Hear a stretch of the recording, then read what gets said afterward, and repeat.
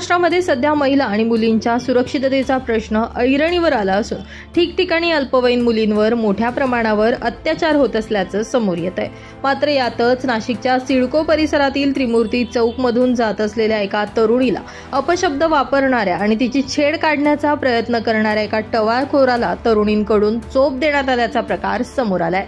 दरम्यान ही संपूर्ण घटना सीसीटीव्ही कॅमेऱ्यात कैद झाली असून मुलींनी केलेल्या या धाडसाचं सर्वत्र कौतुक केलं जात आहे।